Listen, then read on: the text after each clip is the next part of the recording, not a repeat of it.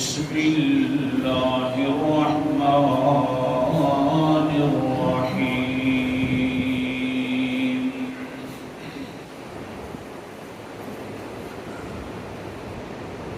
فمن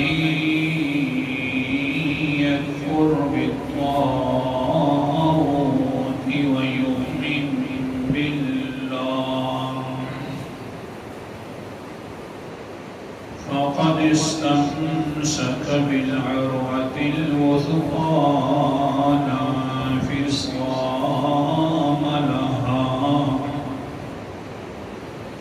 والله سميع عليم صدق الله العظيم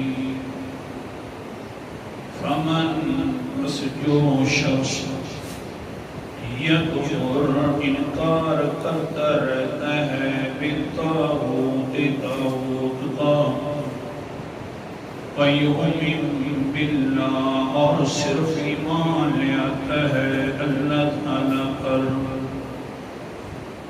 فقد استمسک بس پکی بات ہے کہ اس نے مضبوط پکڑ لیا من عروۃ الوثقی مضبوط کڑے کو لا انفصام لہا نہیں ہوگا ٹوٹنا اس کے لیے کبھی بھی واللہ اور اللہ تو ویسے سمیع ہر کسی کی بات کو سننے والے ہیں علیم اور ہر کسی کے حال کو جاننے والے ہیں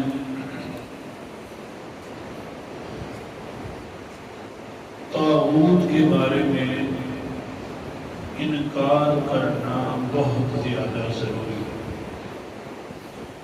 طاغوت کے بارے پہلے انکار ہو اور پھر ایمان لے آئے گا تو اب اللہ کی رسی کو اس نے مضبوطی سے پکڑا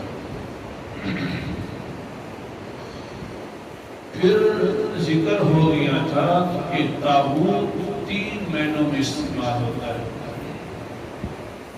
پہلا معنی طاغوت فی العبادت علامہ ابن قیم نے لکھا کہ یعنی غیر اللہ کی عبادت کرنے سے انکار کرنا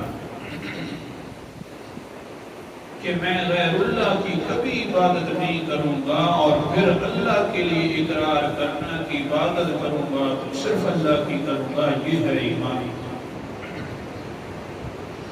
دوسرا ہے طاغوت فی الحکم کہ میں غیر شرعی فیصلے کبھی نہیں کرواؤں گا جو بھی کرواؤں گا تو شرعی فیصلے کرواؤں گا جو قرآن پاک والے ہیں اور حدیث پاک والے ہیں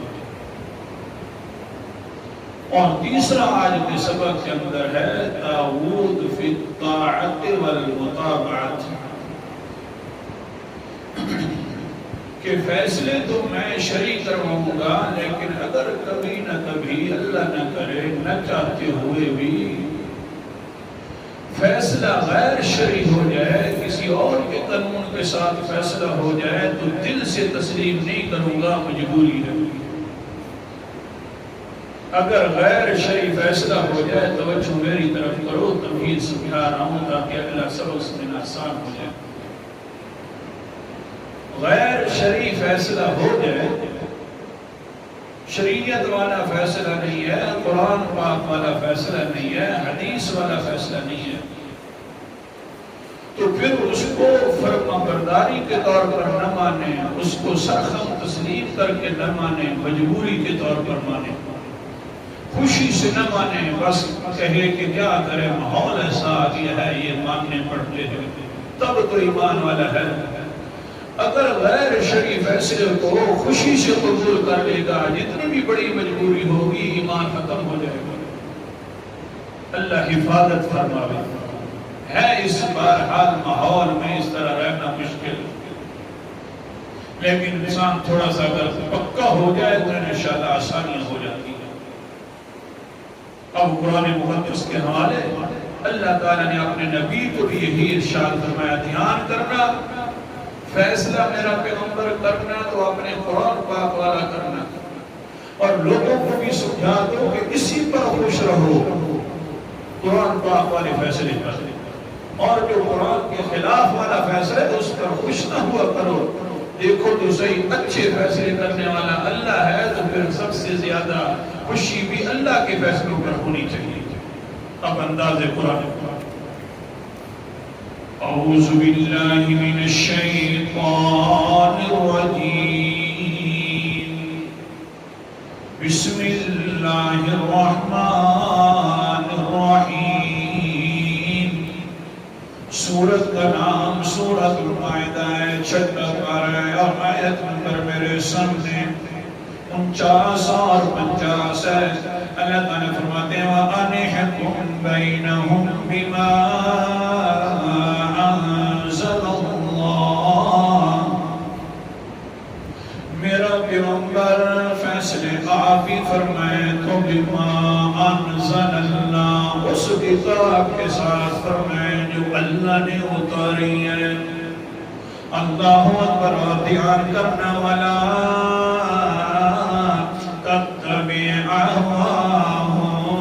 یہ جو غیر شرعی فیصلے ہیں، جو اللہ کے نازل کردہ فیصلے نہیں ہیں، ان کے پیچھے نہ چل پڑنا۔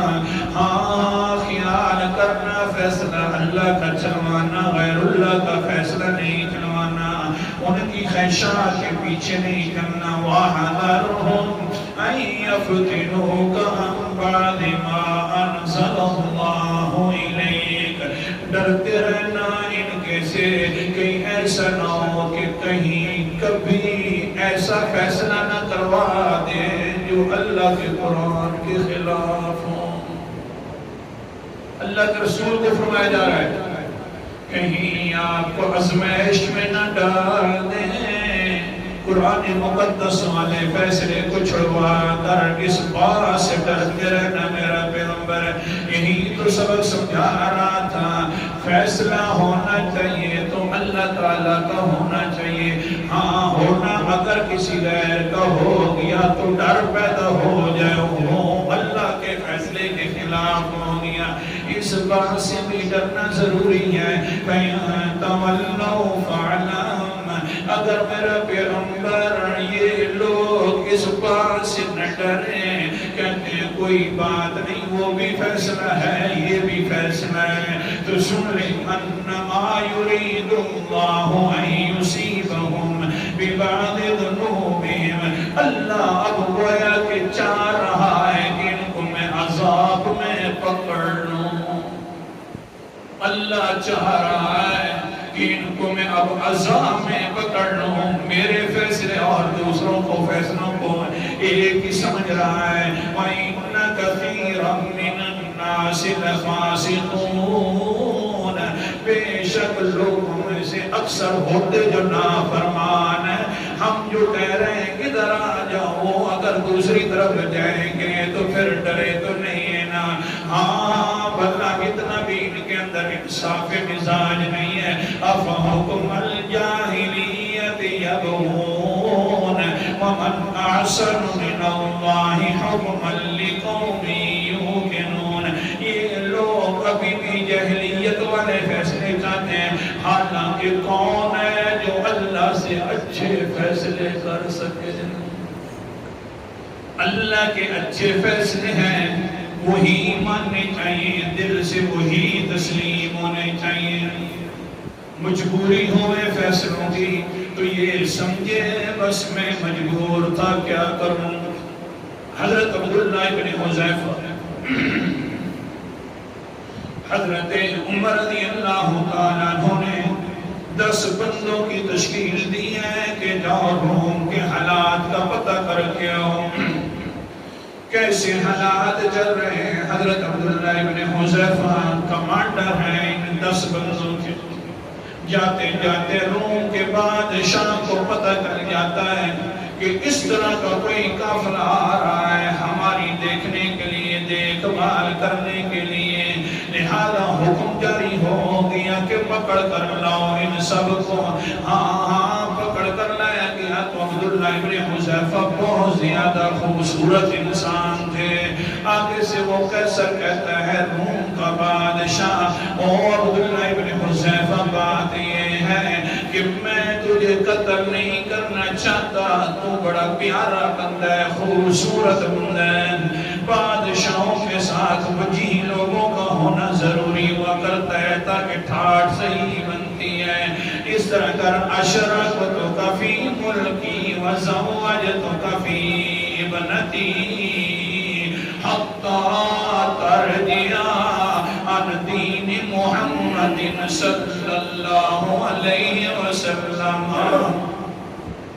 ایک بات مان لے، محمد صلی اللہ علیہ وسلم کا دین چھوڑ دے، میں تجھے آدھی بادشاہت بھی عطا کر دوں گا، اپنی بیٹی کا رشتہ بھی میں تجھے دے دوں گا.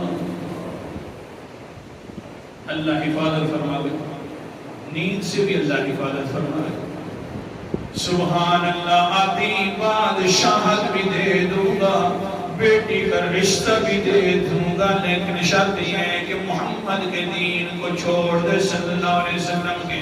آگے سے عبداللہ ابن حذیفہ کہتے ہیں، آگے یہ بھی بات سنیں، لو اتیتنی جمیع ما تملک وجمیع ما تملک العرب علی ان ارجع عن دین محمد صلی اللہ علیہ وسلم طرفت عین ما فعلت. او انسان بادشاہ، تو کہتا ہے کہ میں پیغمبر کے دین کو چھوڑ دوں، میں تو آنکھ چھپکنے کے برابر بھی حضور کے دین کو چھوڑ نہیں سکتا. ہاں میاں تو آدھی بادشاہت دے رہا ہے، ہاں تو ساری بادشاہت دے دے، عرب والی بھی بادشاہت مل جائے، پھر بھی میں پیغمبر کے دین کو ایک لمحے کے لیے چھوڑنے والا نہیں ہوں. اللہ تو ہے تاغوت والے فیصلے پر تو مجھے راضی کر رہا ہے. نانا، ہم نے تو پہلے دن سے کہا تھا تاغوتی فیصلے پر ہم تو کبھی راضی نہیں ہوں گے. اللہ کے خلاف ظالمہ فیصلہ کر رہا ہے. ہاں باقی رہ گیا یہ دنیا والے لالچ نہ دیجیے، دنیا تو ادھر رہ جائے گی، آخرت کے اندر اصل میں تو پیغمبر کے ساتھ ملاقات ہو جائے گی. یہ دنیا تو یہاں رہنے والی ہے.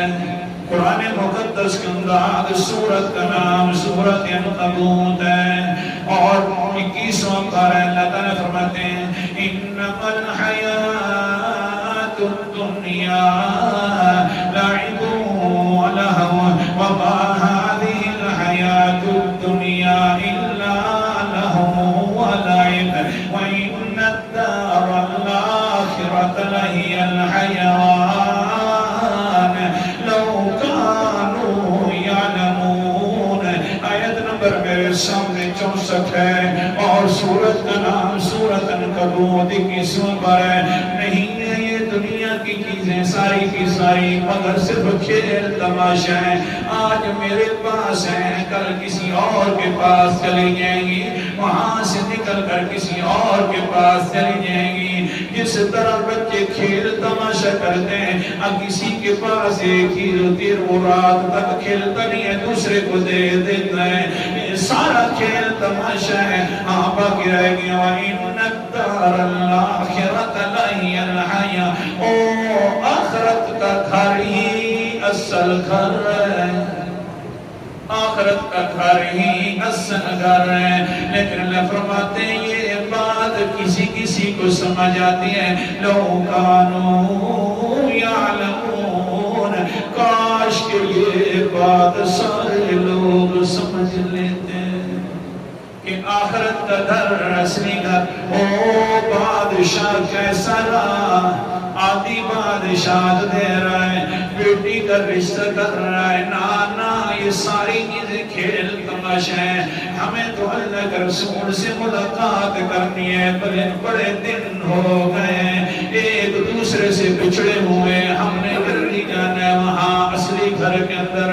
اللہ اکبر کبیرہ باقی رہ گیا تیرا مذہب اور تو ہمارا قرآن مقدس اس کے بارے میں بھی کہتا ہے۔ کمال یہ ہے کیسر کے سامنے یہ باتیں کرتی، تقوی مسجد میں سننا آسان ہے، کرنا آسان ہے۔ سورت کا نام سورت البقرہ ہے، دوسرا پارہ ہے، قرآن مقدس کے الفاظ حضرت عبداللہ ابن حذیفہ دہرا رہے ہیں، کیا کہتے ہیں؟ ہاں ہو کیسر کا بادشاہ اور روم کا بادشاہ، سن تمہارے بارے میں اللہ نے کیا کہا ہے؟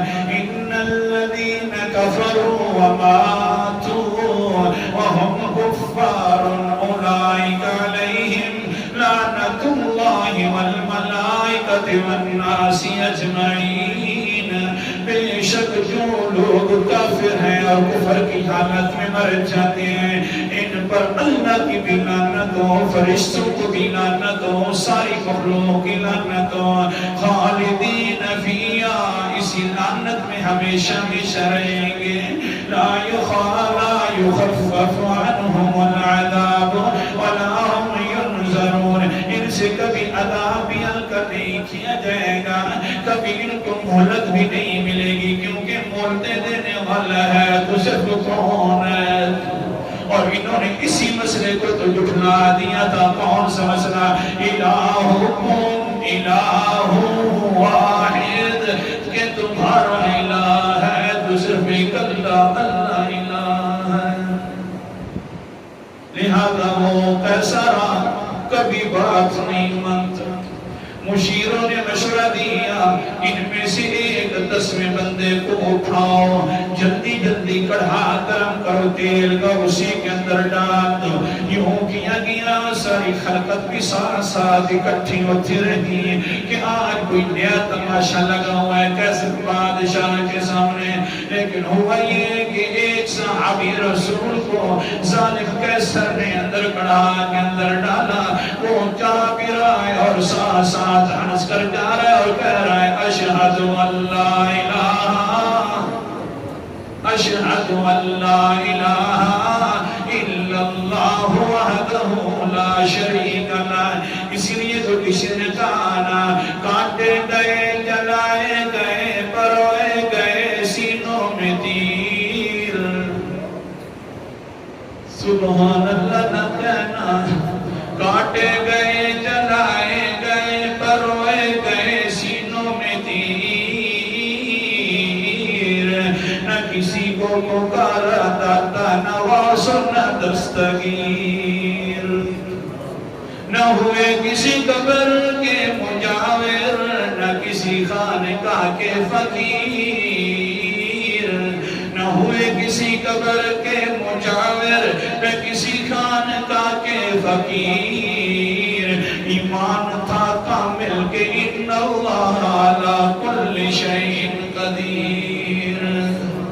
دلیر ہوئے آزاد ہوئے جہاں باز و جہانگیر، بس پہنی تھی اشہد ان لا الہ الا اللہ کی زنجیر۔ کڑھاؤں سے ڈرایا جا رہا ہے، حضرت صاحب چاہتے ہوئے مسکرا گرے، لیکن جب انہوں نے مسکرانا شروع کیا تو عبداللہ ابن حذیفہ نے رونا شروع کر دیا۔ بادشاہ بیٹھا ہوا ہے اپنی کرسی کے اوپر، کرسی عدالت پر ظالم بن کر، سارے مشیروں نے کہا اب مالے کا کڑھا جو دیکھا ہے رو بھی رہا ہے، جلدی بلاؤ حامیاں، مانتا ہے میری باتیں کہ نہیں، بادشاہ بھی لے لے، بیٹی کا رشتہ بھی میرا لے لے، میرا یہ فیصلہ مانے واقع سے کہتا ہے میں کبھی بھی تابوت والا فیصلہ نہیں مانوں گا۔ کیوں روتا ہے؟ روتا اس لیے ہوں کہ اللہ نے میرے بھائی کو جلدی قبول کر لیا، اس کی قسمت مجھ سے زیادہ اچھی تھی۔ ڈر نہیں رہا کہ میں اپنی جان پر خوف کھانا، نہ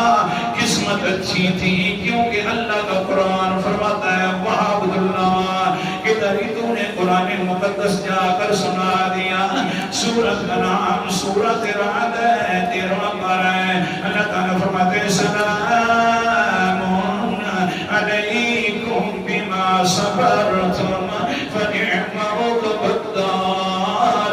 اللہ کی طرف سے سلامتیاں آ جاتی ہیں جو تکلیفوں کا اسی طرح سامنا کر کے جاتا ہے۔ صبر کرنے والا انسان فوت ہو رہا ہوتا ہے، اللہ فرماتے ہیں وہ میرا بندہ تیرے اوپر میرے سلام ہو جائیں۔ فنعم عقبى الدار، بڑے اچھے گھر کے اندر دعا گیا۔ او ظالمہ میں تو رو رہا ہوں کہ میرا بھائی جو ہے وہ اس کو اللہ تعالیٰ کے سلام پہنچ گئے۔ پھر کیا ہوا؟ آواز آگے سنو۔ سارے مشیروں نے کہا یہ جان بوجھ کر بڑا بنا ہوا ہے، اس کو بھوک کے اندر مبتلا کر دو، ہفتہ اس کو کچھ نہیں دینا، بھوکا رکھنا ہے، بعد کے اندر شراب دے دینی ہے تاکہ اسی کے ساتھ پیاس بجھائے، روٹی دینی ہے تو خنزیر کے گوشت کے ساتھ، حرام کھائے گا تو ایمان والی روشنی نکل جائے گی، حرام کھائے گا۔ ہمارا تو حال کچھ اور، بہنوں کا حق بھی کیا، پھوپھیوں کا حق بھی کیا، حاجی بھی ہیں، نمازی بھی ہیں، قاضی بھی ہیں، اور کہتے ہیں ماشاء ہم نے کبھی تکبیر اولیٰ کے ساتھ نماز نہیں چھوڑی جناب۔ مجھے قرآن مقدس کی تلاوت کرتے ہوئے بڑا اچھا لگتا ہے، جتنا بھی کر لیں جتنے تک حق ادا نہیں کرے گا ایمان کی لذت کبھی نہیں معلوم ہوگی تجھے۔ اس لیے انہوں نے کہا اس کے جلدی کرو، اس کو غلط قسم کی غذا کھلا دو۔ بھوکا رکھنے کے بعد ہوا کیا ہے؟ اللہ اکبر کبیرہ۔ ہاں بھئی بھوک مٹانی ہے تو خنزیر کا گوشت کھا لیں، بھوک مٹانی ہے تو پیاس مٹانی ہے تو پھر شراب پی لیں۔ آگے سے حضرت عبداللہ فرماتے ہیں او بادشاہ مجھے اجازت اللہ نے دی ہے، فَمَنِ اضْطُرَّ غَيْرَ بَاغٍ وَلَا عَادٍ فَلَا إِثْمَ عَلَيْهِ إِنَّ اللَّهَ غَفُورٌ رَحِيمٌ۔ جو مجبور ہو جائے خنزیر کے گوشت کھانے پر، اس طرح جب بھوکا ہے تو کھا سکتا ہے اتنی مقدار کے زندہ رہ سکے، فَلَا إِثْمَ عَلَيْهِ، اس پر کوئی گناہ نہیں ہے، اللہ تو ایسے معاف کرنے والے رحم کرنے والے۔ مجھے اجازت ہے لیکن کھاتا نہیں ہوں، کہیں لوگ ایسا نہ کہہ دیں کہ حضرت عبداللہ نے بھی طاغوت کا فیصلہ بڑی خوشی سے قبول کیا تھا، جان چلی جائے تو چلی جائے، طاغوت والا فیصلہ میں نے ماننا نہیں ہے۔ اس نے پھر کیا کیا آگے سنیے، کہتے او عبداللہ بات یہ ہے بادشاہت نہ لے، کچھ نہ لے، اچھا یوں کر لے، اپنے ساتھیوں کو بچانا ہے تو میرے سر کا بوسہ دے دے، ایک شرط رہ گئی ہے، 9 ساتھیوں کو بچا کر لے کے چلا جائے گا۔ اللہ اکبر کبیرہ۔ اب یہ سوچتے ہیں عبداللہ ابن حذیفہ کہتے ہیں اگر صرف میری جان کا مسئلہ ہوتا وہ قیصر روم، اگر صرف میری جان کا مسئلہ ہوتا تو میں تیرے سر کا بوسہ نہ دیتا، اب دوسرے صحابہ کی جان کا مسئلہ ہے اس لیے اب بوسہ دوں گا، کیونکہ قرآن مقدس نے جو فرما دیا، سورت کا نام سورت المائدہ ہے، 6واں پارہ ہے، اللہ تعالیٰ فرماتے ہیں وَمَنْ أَحْيَاهَا فَكَأَنَّمَا أَحْيَا النَّاسَ جَمِيعًا، جس نے ایک جان کو زندہ کیا اس نے پوری دنیا کی جانوں کو زندہ کر دیا۔ یہ تو صحابہ کی جانیں ہیں، بوسہ دوں گا، بوسہ دیا، 9 کے 9 بندوں کو چھوڑ دیا۔ عبداللہ ابن حذیفہ آگئے حضرت عمر کے پاس، کہتے ہیں جی یوں معاملہ ہوا، میں نے کافر کا تو بوسہ دے دیا ہے، پہلے میں نے اپنی جان کی تو کوئی پرواہ نہیں کی۔ عبداللہ ابن حذیفہ کو حضرت عمر فرماتے ہیں یار سر ادھر کرنا، جب سر سامنے کیا گیا حضرت عمر کے تو فرماتے ہیں یار تیرے سر پہ بھی اللہ تعالیٰ نے ابھی سے جنت والی خوشبو پیدا کر دی ہے، لہذا مجھے بھی بوسہ دینے دے۔ سارے صحابہ کو فرماتے ہیں او لوگوں یہ جنت والی خوشبو کے اوپر اگر بوسہ دینا ہے تم بھی سارے بوسہ دو، اس کی بڑی خوشبو آ رہی ہے۔ کیوں آئی آئی تھی طاغوت کے فیصلے کو دل سے تسلیم نہیں کیا تھا۔ اللہ تعالی ہمیں بھی ایسا بننے کی توفیق عطا فرمائے۔ آخر دعوانا الحمدللہ رب العالمین۔